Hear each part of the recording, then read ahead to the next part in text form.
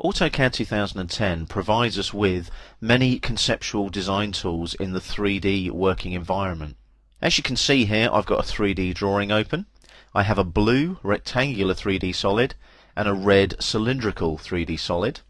I've also placed a 2D circle on the top face of the blue rectangular 3D solid there.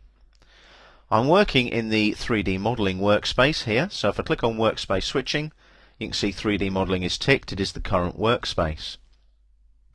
You need to be in the 3D workspace to utilize the 3D modeling ribbon tools here. And I'm in the Home tab right now, at the top there, and I'm using the Sub-Object panel here. And what I want to show you are these, the gizmos. If I click on the down arrow here, you'll see that we have a Move gizmo, a Rotate gizmo, and a Scale gizmo. You can also set it to No gizmo. And what this means is when you click on a 3D object, you will get a gizmo appear, unless of course you've selected the No gizmo option. I'm going to utilize the Move gizmo first of all.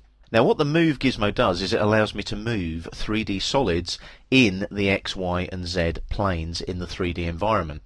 So if I now select my cylinder here, you'll notice that the Move gizmo kicks in. There's the X, Y and Z in the blue, green and red. And you'll see that that tallies up with my crosshairs there, my 3D crosshairs. However, look where the gizmo is. It's dead center of the cylindrical 3D object. I want it to be on the base here. I want to utilize the grips. So what I can do here is, if I hover, look, I can edit using the gizmo, or I can go down here and move the gizmo down to the grip like that. That now allows me to move that solid around using that bottom grip. So I right click, there's my grip editing tools, I click on Move, I position that now over the center there of the 2D circle and left click. Gizmo is still there because the object is still selected, but you'll notice now it's exactly where I want it to be, on top of the rectangular solid there. So what I'm going to do here now is hit Escape and that gizmo disappears. I'm now going to change my gizmo selection. So I click here, and I want the Rotate gizmo this time. Now I can actually rotate two objects at the same time. Watch. Click on the cylinder and I click on the rectangular solid as well. Notice that the gizmo goes to the last object selected.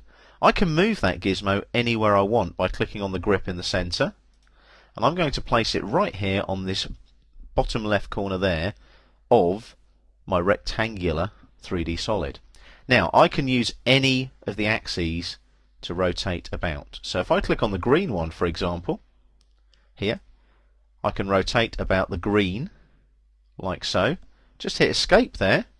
The gizmo stays there, but the rotate stops. If I click on the red one, I can rotate about that axis. Look how easy that makes my conceptual design. I'm just going to rotate that up there, left click. Look at that. Freehand rotation on screen in front of you, visually. No need for angles. I could utilize an angle if I wanted to, but when you're conceptually designing, obviously you want to just move things around and design the concept of the 3D objects. So as you can see there, conceptual design, AutoCAD 2010, very easy, very effective.